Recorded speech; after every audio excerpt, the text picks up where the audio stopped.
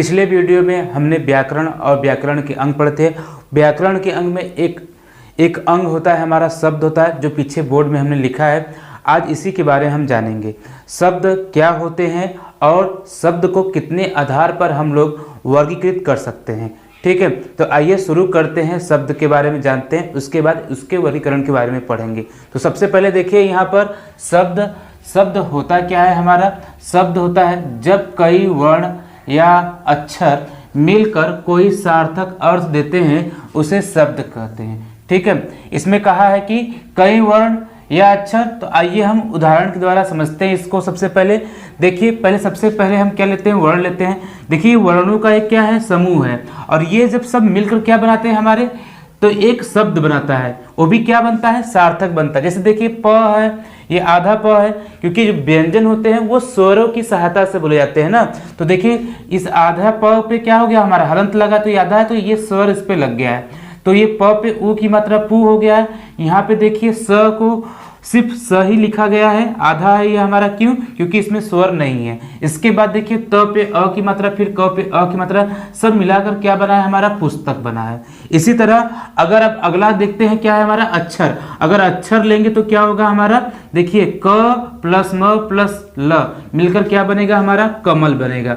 तो समझ में आया कि नहीं कि वर्ण क्या होते हैं और अक्षर से मिलकर क्या बनते हैं, हमारे एक शब्द बनता है। ठीक है, वर्ण क्या होता है, वर्ण में हमारा स्वर के साथ जिस व्यंजन को बोला जाए, इसमें हमारा वर्ण भी आता है। वर्ण में मतलब स्वर भी आएगा, व्यंजन भी आएगा, सब मिलाकर हमारा वर्ण बनता है। अक्षर क्या होता है, जो मतलब कि स्वर की सहायता से बने होते हैं, जैसे ये रहा हमारा। ठीक है, इन दोनों से हमने आपको बता दिया है होता क्या है, समझ में भी आ गया है कैसे हमारे शब्द बनते हैं। ठीक है, तो आगे बढ़ते हैं हम लोग। तो देखिए अगला क्या टॉपिक है हमारा, इसी में ही हम देखते हैं कि जो वर्ण से जो हमारे शब्द बनते हैं, इसको कितनी तरह से हम लोग वर्गीकृत कर सकते हैं। आइए इन्हीं के आधार पे हम जानते हैं कि कितने आधार पर हमारा शब्द बन सकता है। तो देखिए शब्दों का वर्गीकरण का आधार हम 4 प्रकार से कर सकते हैं। सबसे पहला जो आधार इसका बनता है, जो हमें प्राप्त होता है, उत्पत्ति, स्रोत या इतिहास के आधार पर। ठीक है, तो जो शब्दों का वर्गीकरण में पहला जो आधार बनता है हमारा क्या है, उत्पत्ति, स्रोत, इतिहास के अनुसार। इसमें भी हमारा कितने प्रकार से देखिए बनते हैं शब्द। सबसे पहला बनता है हमारा तत्सम, फिर तद्भव, देशज, विदेशज, संकर शब्द। आइए जानते हैं तत्सम शब्द मतलब कैसे हुए हमारे, उत्पत्ति या जैसे हम इतिहास देखते हैं या स्रोत देखते हैं। तो देखिए सबसे पहले जैसे हम बात करें संस्कृत से, तत्सम का मतलब क्या होता है ये जानते हैं। जो संस्कृत पहले बोली जाती थी, ठीक है, तो संस्कृत से जो सीधे शब्द आए हमारे हिंदी में, वही आज भी प्रचलन में है। संस्कृत वाले जो शब्द हैं, ज्यों का त्यों है, उसी को हम क्या कहते हैं, तत्सम कहते हैं। ठीक है, जैसे अगर हम कभी कभी इस्तेमाल करते हैं हस्तलिखित में हस्त, ये हस्त क्या है आपका, और देखा जाए तो ये आपका एक संस्कृत शब्द है जो भी आज भी प्रचलन में है। उसके बाद अगर हम बात करें तद्भव शब्द क्या होता है, जो समय के साथ परिवर्तन हो गया हो, जो आज के समय में हम लोग बोलते हैं। जैसे हस्त ही है, समय से परिवर्तित होता हुआ हस्त से क्या बना, हत्था बना, हत्था से क्या बना आपका, हाथ बना।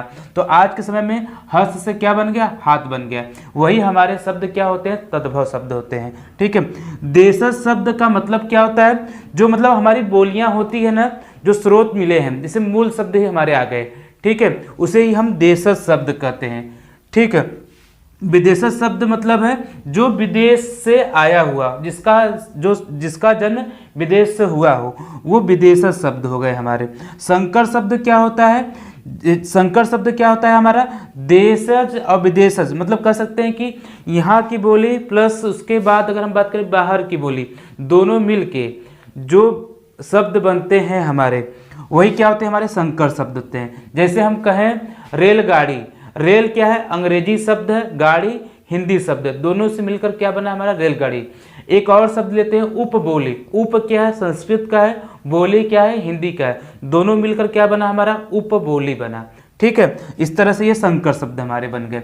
आइए अगला देखते हैं, रचना या बनावट के आधार पर शब्द कितने प्रकार के होते हैं। रचना या बनावट के आधार पर हमारे शब्द 3 प्रकार के होते हैं। पहला हमारा रूढ़ शब्द, दूसरा यौगिक शब्द, योग तीसरा है योग रूढ़ शब्द है। रूढ़ शब्द का मतलब क्या होता है? जिसका हम खंड नहीं कर सकते हैं उसे ही रूढ़ शब्द कहते हैं। यौगिक शब्द होते हैं कई शब्दों से मिलकर हमारा शब्द बना होता है, उसे यौगिक शब्द कहते हैं। ठीक है, योग रूढ़ शब्द क्या होते हैं? हमारे योग रूढ़ शब्द हमारे होते हैं मतलब वो एक तरह से आपको दिखने में क्या लगेंगे? यौगिक शब्द लगेंगे, लेकिन अर्थ अगर देखेंगे तो उसका क्या बनेगा? रूढ़ शब्द की तरह होता है। जैसे में हम ले सकते हैं कमल नयन। कमल नयन का मतलब क्या होता है? विष्णु या हम भगवान राम की बात करते हैं तो ये दोनों क्या है? एक यौगिक शब्द है, लेकिन उसको जब खंड करेंगे तो उसका अर्थ क्या हो सकता है? बदल सकता है, इसलिए इसका अर्थ न बदले। ठीक है, तो इस तरह से क्या हो गया? यौगिक और रूढ़ दोनों मिलकर जो हमारा शब्द बना होता है उसे हम कहते हैं योग रूढ़ शब्द कहते हैं। यौगिक शब्द होते हैं हमारे, देखिए आइए, ये भी हमारे 4 प्रकार से होते हैं, हम देखते हैं। एक क्या होता है हमारा? संधि हो गया। ठीक है, संधि, समास, उपसर्ग, प्रत्यय इसी यौगिक शब्द में ही आते हैं। ठीक है, अब आगे बढ़ते हैं। हमारा अर्थ के आधार पर शब्द कितने प्रकार के हो सकते हैं हमारे? देखिए, अर्थ के आधार पर एकार्थक शब्द, अनेकार्थक शब्द, समानार्थक, विपरीतार्थक शब्द और अंतिम में क्या? समरूपी भिन्नार्थक शब्द होते हैं। तो समझते हैं एकार्थक शब्द क्या होता है। एकार्थक शब्द का मतलब होता है जिस शब्द का एक अर्थ हो उसे ही एकार्थक शब्द कहते हैं। ठीक है, अनेकार्थक शब्द क्या होते हैं हमारे? अनेकार्थक मतलब ऐसे शब्द जिसके कई सारे अर्थ निकलते हो। अगर एग्जाम्पल की बात करें, उदाहरण की, तो हमारा उदाहरण में हम ले सकते हैं अंबर को। अंबर का मतलब होता है आपका कपड़ा भी होता है, अंबर का मतलब होता है आसमान भी होता है, अंबर का मतलब होता है इत्र भी होता है। इस तरह से कई सारे अर्थ निकलते हैं, यही हमारा क्या होता है? अनेकार्थक शब्द होते हैं। समानार्थक शब्द क्या होता है हमारा? समानार्थक शब्द मतलब हम कह सकते हैं पर्यायवाची शब्द, जैसे हमारे हो गए, ये समानार्थक शब्द में ही आता है हमारा।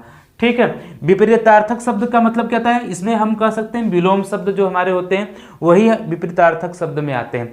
समरूपी भिन्नार्थक का मतलब क्या होता है? इसे हम कभी कभी समश्रुति भिन्नार्थक भी कहते हैं। समरूपी जिसका मतलब अगर हम उच्चारित एक जैसे करें, जैसे एक शब्द लेते हैं घन।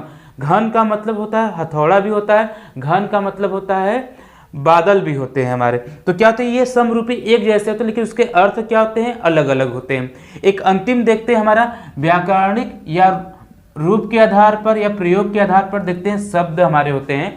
ये कितने प्रकार के होते हैं? ये भी हमारे 2 प्रकार के होते हैं। ठीक है, एक विकारी होता है, दूसरा क्या होता है हमारा? अविकारी शब्द होता है। ठीक है, विकारी शब्द किसे कहते हैं? ऐसे शब्द जो कह सकते हैं हम वचन, लिंग, काल के अनुसार और कह सकते हैं कारक के अनुसार परिवर्तित होते हैं, उसे विकारी शब्द कहते हैं।